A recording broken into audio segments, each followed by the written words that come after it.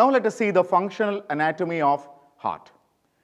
In the introductory session, I told you the heart is a very rhythmic, organized, automatic pump which is situated in the thorax. Now you see the diagram. How many chambers you can notice there in the heart? You might have studied in the lower class. The heart is having 4 chambers. 2 atria on the top, the right and the left, and 2 ventricles are below, the right and the left ventricles. The atrium is communicating to the ventricles through atrioventricular valves. The right atrium is connected to the right ventricle through tricuspid valve. The left atrium, as you see here, it is connected to the left ventricle through bicuspid valve. And in the right atrium, as you see there on the top, on the posterior superior wall of right atrium, you can see there is an opening. Can you guess what could be the opening of that? Yes, it is the opening of superior vena cava. Below in the inferior wall of right atrium, you can see there is one more opening. It is the opening of inferior vena cava. The whole blood coming from the head and neck, it is coming through the superior vena cava and opens into the right atrium. The blood draining from the lower part of the body is coming back into the right atrium through inferior vena cava. Mind you, both openings are not guarded by any valves. This is a very important thing. But the great arteries which are opening into the ventricles, it is guarded by a system of valve, as you see here, called semilunar valves. Can you name them? Yes. Aortic valve on the left side and the pulmonary valve on the right side.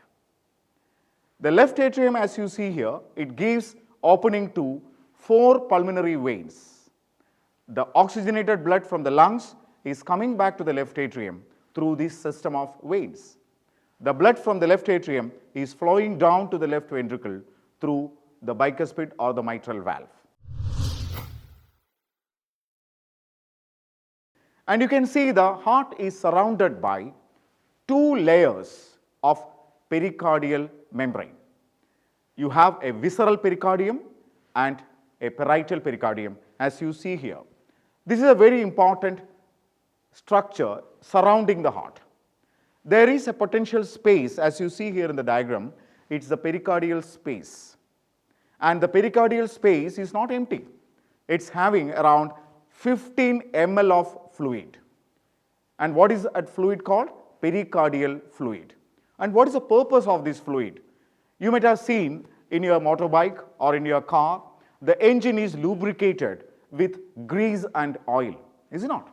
So your heart is also a pump or mechanical pump, which is need to be lubricated by this pericardial fluid. You see the nature. It's a wonder, is it not? The heart is beating every time and it is lubricated by a pericardial fluid, and which is not much, it's only 15 ml.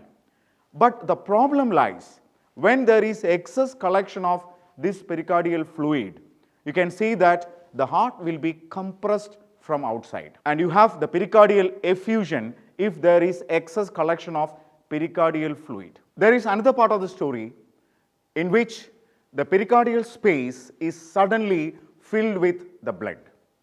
Where does the blood come from? The blood is coming from the ventricles.